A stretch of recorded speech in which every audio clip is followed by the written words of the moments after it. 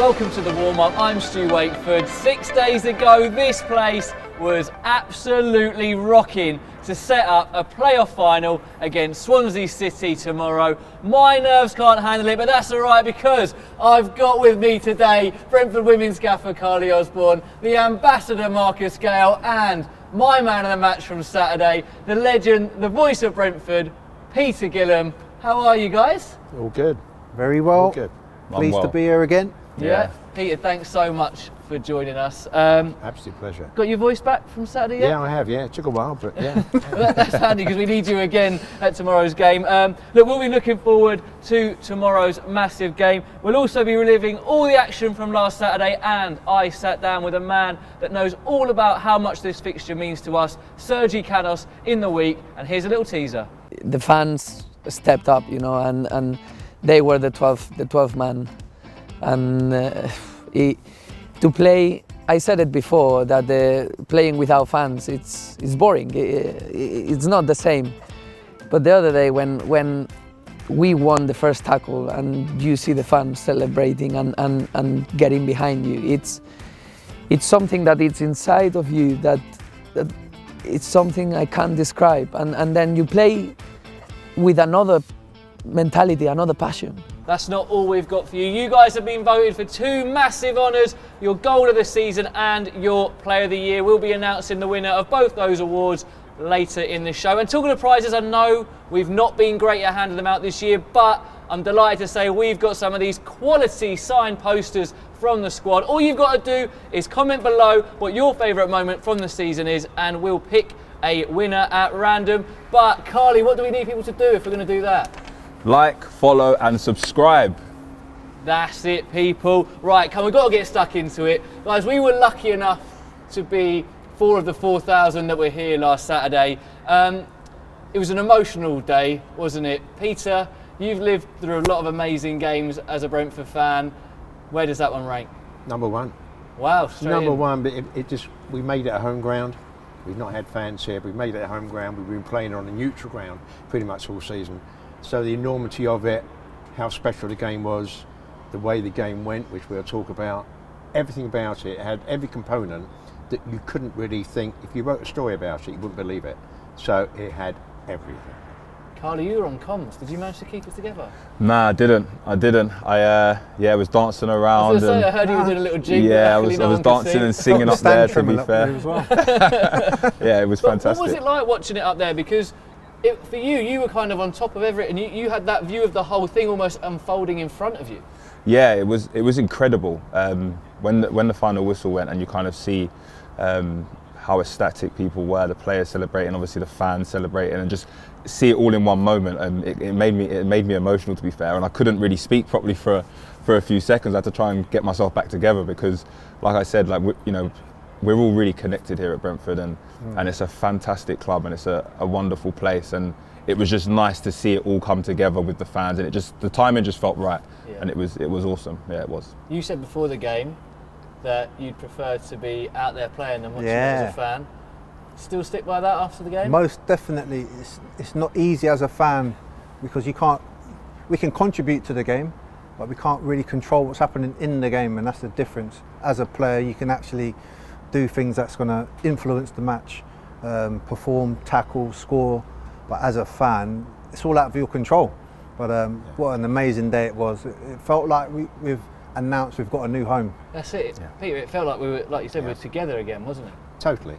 You know, we've had a couple of games where we had 2,000, but the 4,000 made enough noise for almost 18,000, as if we'd had a full stadium. And it was just, it was emotional, just let alone the game, the fans. The atmosphere was emotional. I know there was a lot of, there wasn't many dry eyes in the crowd. I know one man who's going to hate me for saying this. I know Jamie Allen, I know you were crying just about sat over here because you told me about it. But I think that was it. Like, you looked around and there was a lot of people, like adults, kids, crying because I think it was also a combination of the year everyone had as well, like being away from it. And I imagine there might have been some fans that had felt a little bit disconnected naturally because of what had happened. And Peter, look, particularly so. I mean, people weren't able to say farewell to Griffin Park. They'd not had a chance really to say hello to the new stadium. So it really did come together, and as I already mentioned about, it's almost been like a neutral ground. Every team in the land, when they've been playing without fans this season, have been playing at the home ground. Whilst this has been our home ground, it hasn't felt that way because we've not had fans. Very So true. for Saturday to have had that, and for the 4,000 people to make enough noise for every seat in the stadium, it's just indescribable. I know you're always an honest man and you'll give me a honest answer here. I also know you're a believer, but when Danjuma does put Bournemouth 1-0 up in front of the West Stand, did you still believe? To be honest, I did. Somebody else, a couple of people asked me exactly the same. Yeah, I did. I've got so much belief in the players I'm lucky enough to work with and see on a daily basis. I did have belief. I didn't think there would be one goal in it. I thought there would be goals in the game. And as I say, I had total faith in the team. So the fact there was an early goal, I think it actually energised probably the team as well. So yeah, I felt confident. Does that comeback, I don't want to get too carried away with this, Marcus, but is it like a metaphor for what we're about as a football club and this group in particular? Because so many times in our history as a football club, we've gone down, picked ourselves back up. Like you look at Doncaster and Yeovil being the most obvious answer. Like the amount of times we've seen it coming back. The Millwall game a couple of years ago. Do you mean there's been so many amazing comebacks and so many times this club's looked down and out, we always just come back, and it felt like Saturday was a metaphor for everything what this football club is about, the togetherness, the spirit, the belief. If you could sum us up in one football match, was it not Saturday? I think most definitely it was. The club has that bounce back ability over many years as well, and it epitomised what happened out here at the weekend. You know, everyone was together. You know, the fans, the players, everyone was connected. It felt like home for once here, and I think the people I was sitting around, everyone was exhausted with the emotions. Everyone was like, I'm glad it's not like that every game, but you know what? If we can go one better on Saturday, tomorrow, I think every game will be like that. So we've got to get kind of used to it in a way. Is that this place is special, but the mentality of the club is that we're never going to give in. We're always going to keep fighting. It's our right to exist at a high level, albeit at Championship at the moment. Let's see what happens tomorrow, but that's the fabric of the club. Karleigh, for the players that were on the pitch, when we've gone 1-0 down there, what do you need? What kind of characters do you need to keep going? We were discussing this before we recorded. There's obviously very different characters in that dressing room. There's some that play really with their heart on their sleeve. There's some that are very composed. Those composed players at times are maybe it's levelled at them and then don't care, which I think is very much unfair. But they show it in different ways. Yeah. So what do you need from a squad when that moment happens so early in such a big game? You need a blend. You need those players that are going to be able to keep the more kind of emotional ones, so to speak, calm, keep things in check, but you also need those pit bulls who are going to work and set tones with closing down and things like that. So you need a blend, and like Peter said, I think the early goal did galvanise Brentford, because at that point it's kind of fight or flight, isn't it? And it's, listen, we've got nothing to lose now. We're 1-0 down already, 2-0 down overall. Let's just go and attack this and give it everything we can. And I think they did that. The players responded fantastically. I think also the key thing as well, we didn't panic. No. Going that goal down very early, we didn't just panic and just throw everything forward. We still had that measured approach, that philosophy from Thomas, is to be patient, and it will come. True. Well, I was going to say, I think kind of that goal, and obviously how Brentford got their goal with the penalty, I think also that shows the difference in both teams' mentalities at that time. Brentford didn't panic. Jensen could have easily just tried to bring down Danjuma there and took a red card and hoped for the best. But he didn't. He stayed calm and he had the trust and belief that no matter what happens, we're going to get back into this. And obviously on the other side of things, Mepham made a decision because he probably panicked a bit and was worried about obviously the goal going in, and makes that decision. So it just goes to show where both teams were at mentally at that point as well. It's interesting you spoke about that and about mindset and things like that. Like with the Ivan penalty, calmest man in here. I imagine it sounds like maybe yourself were pretty calm, but that showed everything that Ivan's about, that coolness, the calmness, the amazing finisher and that strong mentality he's got. Then obviously we see what happens straight after. Begovic, I've never really seen that, chasing down Ivan. Yeah. Do you think that's when we first started to see the mindset of the Bournemouth players change slightly, Peter? Yeah, very much so. Very much so. It epitomised everything in his actions. I mean, it was ridiculous. Yeah. It just, everybody was disbelief. I mean, I felt sorry for Ivan at the end, the fact he was booked because of what happened there, but it was just a ridiculous scenario. And do you think that would have not had just an effect on our team going, hang on, look, lads, we can see there's something changing here, but would that rub off on Begovic's teammates, Karleigh? Yeah, without a doubt. You know, Begovic is a senior figure in the team, and when you start to see your senior figures, captain as well, when you see them start to kind of unravel and become, make silly decisions like he did there, it does unsettle the team. And little things like you might want to go and play a pass back, or you might want to ask, call the keeper to do something, but you don't then have the full trust because you're worried about where they're at and are they now going to make a mistake because of the mental state they're in. And it then just puts everyone else on edge, and it's such fine margins. And those things make a big difference. Well, I guess then not long after that, when Chris Bepham's got, in my opinion, a bit of an awkward ball, there's a lot of people probably screaming at him, so probably his peripheral hearing and stuff's maybe not quite there. He probably can't hear a charged up Brian and Bomo because the fans have got Brian going. Everything there that kind of came together, maybe then he's thinking, where do I go, because my goalkeeper hasn't... Yeah, well, for me, I think that does play a part in his decision to maybe slow it down a bit, because for me, he looked as if he wanted to play it back, but where there's now that kind of uncertainty and where his keeper's going to be, he then decides to maybe try and see if there's another option. And in that time, he's got Brian breathing down his neck, and fortunately for us, Brian nicks it, and obviously what happens after is history and a benefit for us. But for me, I think it unsettled the group. I think the first point was the kick-off. Yeah. The first challenge by Ivan onto Chris, he rocks him, the ball goes out wide to Kelly, and then Jensen rocks him as well. The crowd was instantly lifted, and I think that was probably the catalyst of what's to come. But we weren't expecting a few minutes later they're going to run down and score. But I think it just had a growing theme throughout the game, is that we're going to put them under pressure, we're going to force them into mistakes, make them uncomfortable playing here. And is that where the players and the fans are playing together? Because we can do so much for the players, but they also, things like that get us going. That's where you're together, right? Yeah, because the injustice lifts the fans, doesn't it? Those things there, Begovic, obviously, the way the boys are closing down and putting pressure on, those things lift the fans. So it galvanises the team anyway. Like I said, for us, it worked out brilliantly and perfectly because it unsettled Bournemouth. But I'm sure they'll be looking back and thinking, some of our senior players should have maybe been a bit better in those situations. But I think every supporter knew they had a role to play. Yeah. Sometimes they don't. We're all supporters. We go along there and we just watch a game, and sometimes we expect the team to perform for us, and maybe the team expect us to perform for them. Yeah. But I think every supporter who came knew they had a role to play. Yeah, and I think an amazing thing on that is massive shout out to Thomas and Brian and stuff, with the stuff pre-match, Thomas coming out.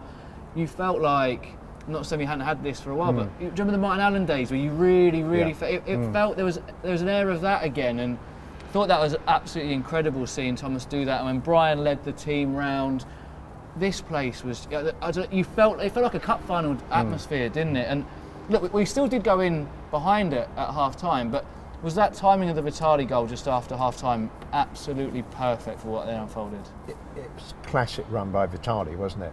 Whether it's going to be a tackle, whether he had in mind that he could have a shot at goal, it was all about timing, and it's just shown the quality that Vitali has shown since he's come in this season.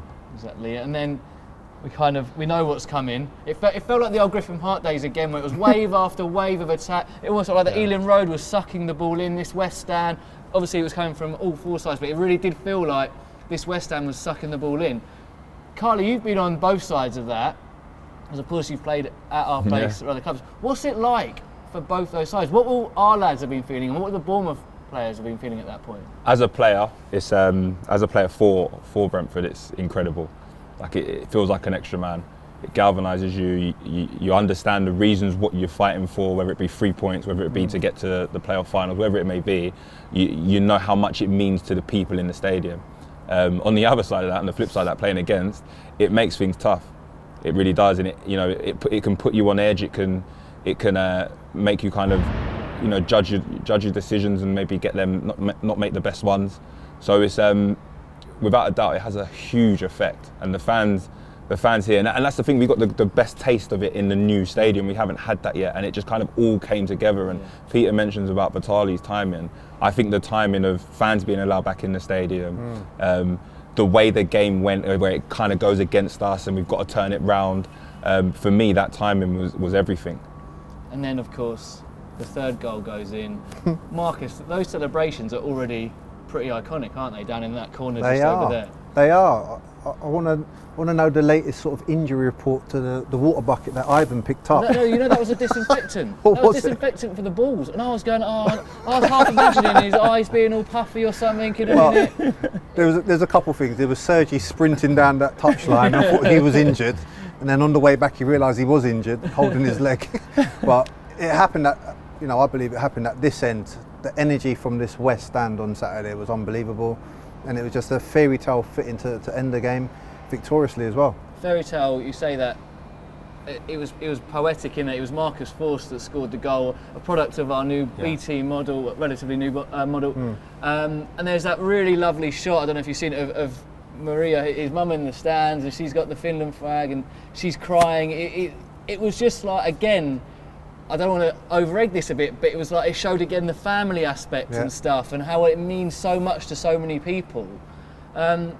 Peter, I know that you're close to the guys. Have you had a chance to speak to Marcus about that moment? Because it was massive for him. I have, and I spoke to most of the players, and you could feel the emotion after the game. I was lucky enough to be on the pitch and do some very uncovered things, and that was hug everybody. I've been double jabbed, but it was and just in the bubble, but and in the bubble. But the emotion was just incredible, and as I say, the families that I know as well, everyone, they're all fans. They're not just the families and the mum or dad or the sister or whatever of the players. They are fans. Yeah. They're all signed up. And they're all involved. And then talking of the fans again, the final whistle goes. I mean, most people took the cue from you, Peter. I don't know if you're aware of that. I don't think many people heard the final whistle. They just heard yourself. But Karleigh, again, the reason I'm going to ask you this is you were up there and you were watching down on this.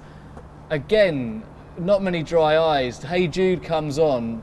What was that like from your view? Like I said, I think I mentioned it earlier, it was genuinely incredible. Like that kind of 10 to 30 seconds where the whistle goes, you see the celebration, you see the joy, and then Hey Jude comes on. For me, like, it brought every single moment that I've had at Brentford personally and what Brentford means to me, it brought it all kind of to the forefront.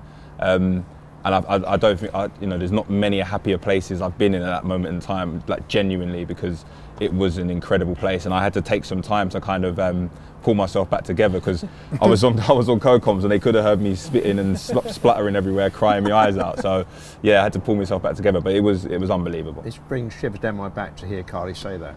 Yeah, which is what it means to the next player. Yeah, it's what it meant, and it meant it to everybody. But to hear Karleigh say that, it's special. Yeah.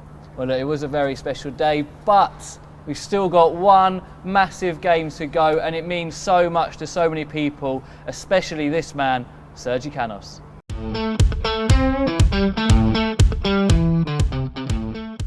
Sergi, there's only one place we can start, mate. Saturday, what a game. I was saying, I think that's in my top 5 at least of games I've played, and you've played in some massive games as well. Where does it rank for you? Top 1. Top 1? Yeah.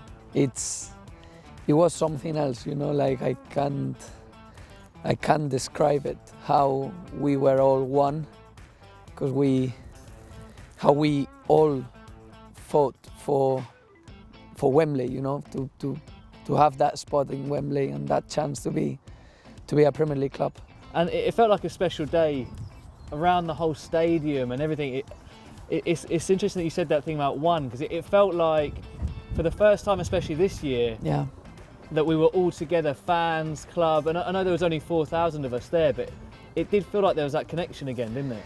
Yeah, it's been a tough year, it's been a long season. We haven't been able to play in front of our fans, and it's been tough for everyone, because it's been a strange year, and we, as you said, we were one. It was only 4,000, but it looked like full house. It was fantastic. And we've got to be honest, it didn't quite go to plan with the script at the start, did it? But what were you guys saying to each other on the pitch after that goal goes in? It didn't matter, because we knew we had to score goals, and we knew that they were good enough to at least score one. What we didn't expect is to concede in the first 5 minutes, and well, anyway, that's sorted out. That's we find the players involved. No, I'm joking. But no, but it was a mistake. It's that we can let it happen again. But as I said, we fought everyone, the fans, players, the staff. We all knew that we had to score 3 goals to get through the final, even with nil, like with no goals conceded, because it was a result that we wanted to achieve. It's interesting you use that word togetherness, and there was a video that went up, and I know you guys watched this video before, and it was that togetherness, and we'd been behind a few times this season, and we showed how many times we've come back. Is that what this squad's about, that resilience and that belief? It's as you said, it's about togetherness. I think what we built this year in this team is something I can't describe. It's how we fight for each other and how we fight for each ball, each moment as it's the last. And it's what we want to take into the game on Saturday. And Thomas said after the game that you lads on the pitch were there, but us fans, we were up here. You having that? Is that all right? Yeah, it was. The fans stepped up, and they were the 12 man. And to play, I said it before, that playing without fans, it's boring. It's not the same. But the other day when we won the first tackle and you see the fans celebrating and getting behind you, it's something that it's inside of you that it's something I can't describe. And then you play with another mentality, another passion. Obviously, you spent a bit of the game off the pitch towards the end, so you became one of the fans, and we saw as soon as that goal went in, there's only one thing on your mind, wasn't there? Look, I told Thomas that I couldn't, because I had a hip problem, and I couldn't run anymore, and then I wanted to change, and then as soon as I came out, then we scored, and then I ran. Then Thomas told me after the game, "You said you couldn't run anymore." But yeah, these moments take everything, And when I was celebrating with the boys in the corner, then I realized, oh my God, my hip hurts. So then I came back to the bench. But it was a fantastic moment.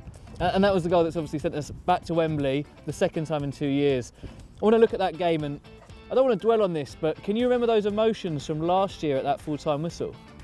Yeah, of course I can remember. It's something, it will never go. We lost the final, and the feeling afterwards, it wasn't nice. But yeah, these finals are a lottery, I say, because both teams are fantastic. Both teams deserve to win, and only one, can go into the Premier League. So it's going to be an amazing game to play, in front of the fans.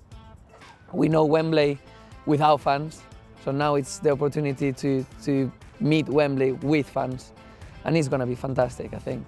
And like you said there about the fans and stuff, no matter what happens on Saturday, it's going to be a special occasion. It's going to be one that means a lot to a lot of people around the club, that work for the club, that have supported this club for years. But also, this might just be an observation, mate, but from looking at yourself, you're someone that's been through a hell of a journey with Brentford. You've come here on loan, then you've gone away, then you've come back, you've had highs, you've had loads of injuries, you've shown some amazing form, but you've also immersed yourself in the community and the area, and we've also seen obviously your family becoming a big part of the Brentford family as well. Brentford means a lot to you, doesn't it? Yeah, it means a lot. It means a lot to me, to my family. It's the club that I grew up with, Like I came as 18 years old, now I'm 24. And I came to a team that was fighting to get, into the middle table, 10th, 9th. Now we're fighting to play in the Premier League. So it's, what can I say? It says everything, like how far we all have come as a team, as a team and as a club. Yeah, and taking that away from the actual game itself on Saturday, how much will this occasion mean to you then, and your family? And I guess we've even seen here your family here with David just behind the camera. Well, it means it means a lot to everyone. Before the game we had a chat, and for 1 year, well, I haven't seen my family for a year, maybe a little bit more. I know my mom and my sister live here in UK, but I haven't seen my grandma, my friends, my family back in Spain. And this is my family, you know. And I came here every day. I see the face of this guy, David. I see Estabo, I see Liam, I see the physios, I see Brian, I see Thomas, Pontus, everyone. We are a family, and we fight for each other as we are family. So it means a lot to our families, but to this family especially, it means everything. So we're gonna fight every minute like it's the last. Amazing, mate. Well, look, it's been a pleasure to chat to you, and no matter what happens, you've done us all so proud this year. Legend. Thank you. That was a bit of an emotional chat with him. Peter, it's similar to what you were saying about the families and things like that.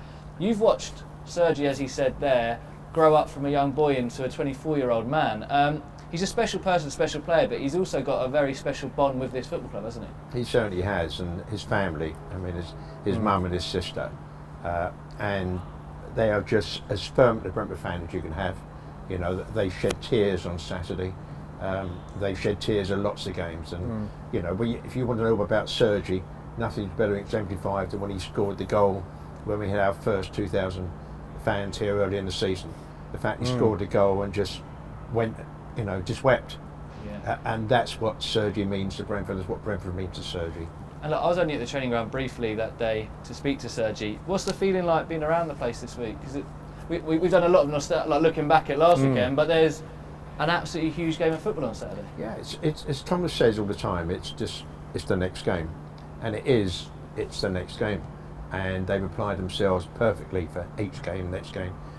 You know, so the excitement, yeah, there probably is in certain respects, but it's not silly. It's not all thoughts of Wembley. Wow, we're going to Wembley. It is another game, and that's what makes me feel so confident about the squad and the players we got. Karleigh, when you've played in these finals, obviously you played in one for Brentford. What was the build-up like? What was the prep like? Was it any different? Because Peter's saying there that it's very much they're taking it as another game of football, really, and there's that calmness and humility about the occasion. What was it like in the week before that JPT final? I think on a whole, I think the players were quite focused. It was kind of you know, just another game that we're going to attack. I think for me personally, the very first time that I was involved with a game at Wembley, I think I got caught up in the occasion, and I think I lost myself in the occasion, and then that ended up making me lose focus on my actual game. And I think, you know, that was something I took from that when I had experiences after that. I always made sure that I was focused on my game first and focused on, you know, what match day meant first rather than the occasion. And it's an old saying, but it is play the game, not the occasion. It's really important, and I think we have the characters at the club that will know that and will do that for sure. So do you think then the experience of last season, Marcus, will be huge for this group, surely? Because if there might have been, I'm not saying there were, but if there was anyone in that had that same situation, you're saying that yeah, definitely. Next time you wouldn't. So, well, I think we've got about 13 players from last year's final that are involved this weekend. That's going to really be played on as well. They'll have their experiences. Not all going to be great, but they've got that to bounce back on and use as a catalyst now to empower the rest of that squad to hopefully to greater things. It's going to be a tough game anyway, and a lot of hard work's going to be applied in that game. It's not going to be an easy game, an easy affair. We might be favourites, I don't know, but I just think we just got to stay calm and collected, play our own game, and hopefully that's going to be enough with the quality that we have within that squad. You talk about the players there. This is the staff as well, though. I'm sure there'll be lessons learned from the staff, Peter, as well. Yeah, very much so. I mean, Thomas, Brian, all the staff were there last year, and it's all about experience. Anything in life is about experience, and the fact that we've been there and they've been there, they have drawn that from last year, what they did right, what they did wrong, and they'll be applying that to this year. Yeah. So it puts them in good stead, I think. Karleigh, what were you like day of the game? You were saying that you your prep maybe wasn't right, but can you remember what you were like? Was it just a case of that morning just dragged?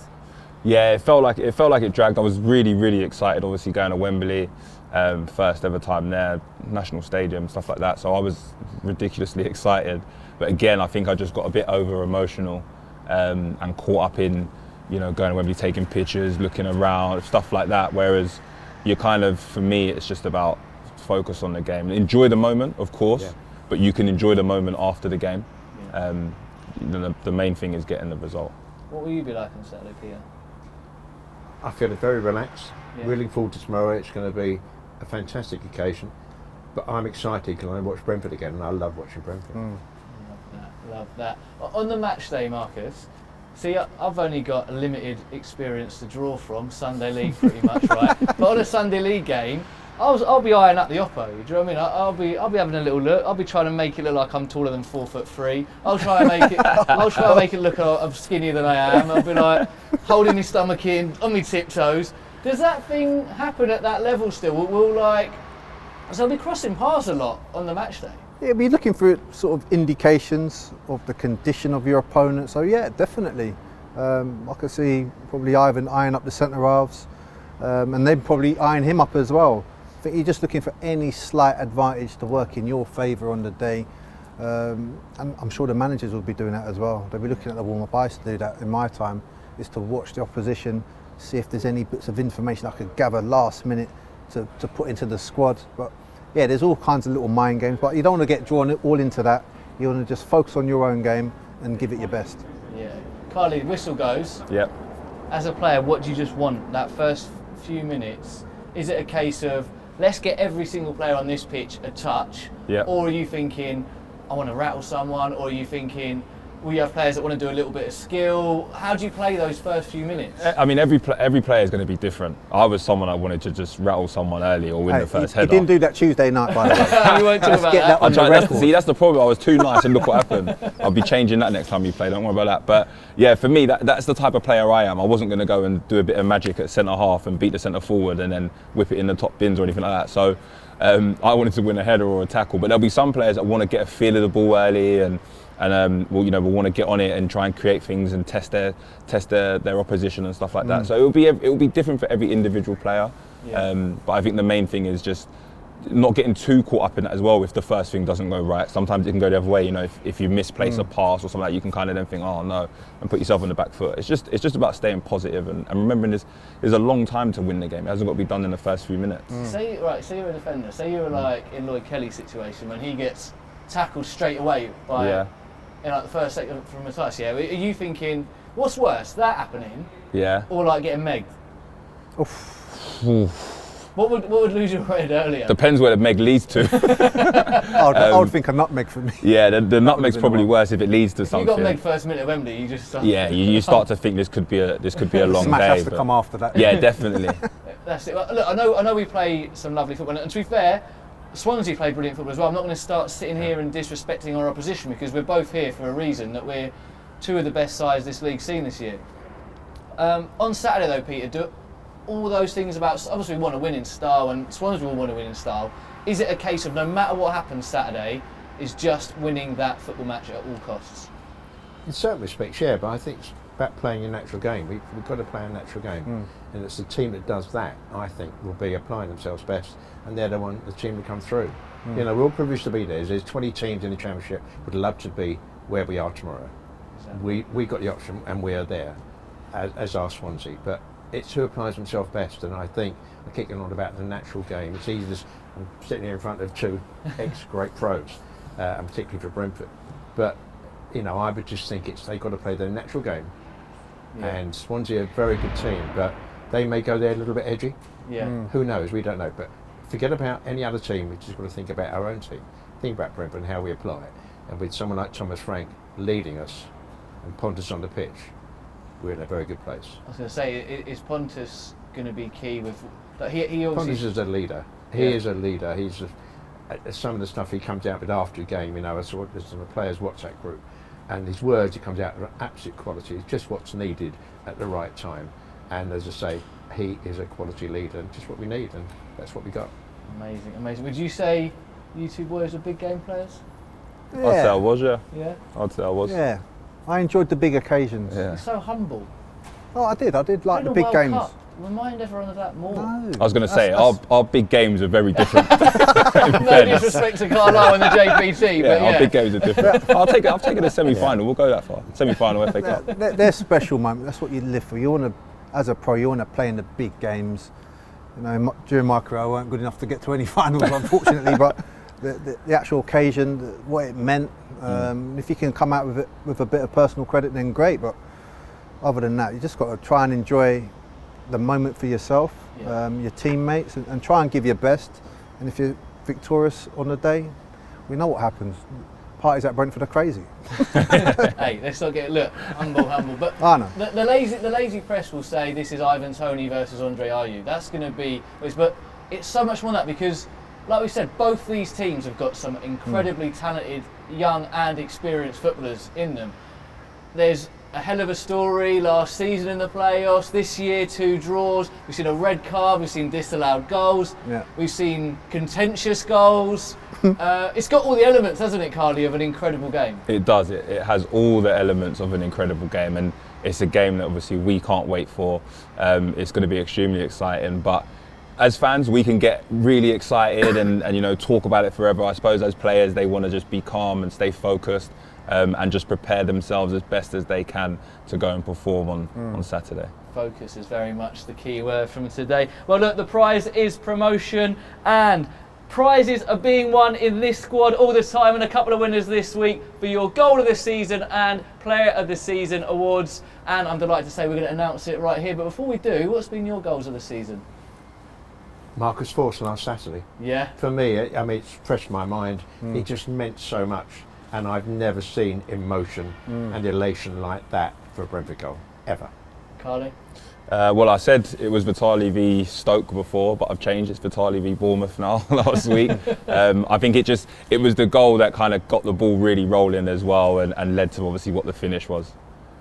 Mine will be SERGI versus Blackburn out here in front of 2,000 fans. I just love the connection, the emotion of him, and what it meant to him and the fans as well. Yeah, well, Peter, if you could do the honours and tell the people who has won their Goal of the Season for the 2021 season. Brian and Bumo away to Bristol City. Here's Jensen. Canos. Jensen again. Here's Canos once more. Now it goes one touch in and around that penalty area. This is good from Brentford. This is really good. Canos. There's Mbuego! Oh, what a goal from Brentford! What a lovely, lovely team move! Thank you for voting for me for the Goal of the Season. Thank you for my teammates because it was a very good build-up. And come on, you bees. Underrated, that goal. Everything that we're about. Now for the big one. I mean, I've got an idea who I think might have won your supporters Player of the Year. But Peter, if you could tell everyone who is the 2021 Brentford FC Supporters Player of the Year. Ivan Toney. Thank you to everybody that voted me for Player of the Year. Very much appreciated. Thank you very much. Lads, I mean, it comes as no surprise, but I think any other year there's a lot of players that would feel pretty hard done by. We talk about Ivan a lot. Peter, I've not heard you speak about him on the show, obviously. You see him a lot, you're around him a lot. He's an incredible man and an incredible player. Absolutely Dedicated, never wants to come off the pitch in training. He is such a great pro. As I say, I have that much respect for so many players, but I got great respect for him. And again, his family are totally behind him. His father, Ivan, his son, Ivan, they're all behind him. If you're an Ivan, you're Tony through and through. But he just, as I say, he's a quality man, quality guy. But as a player, just when we lost Neil Maupay and then Ollie Watkins, and then suddenly Ivan Toney, just absolutely incredible.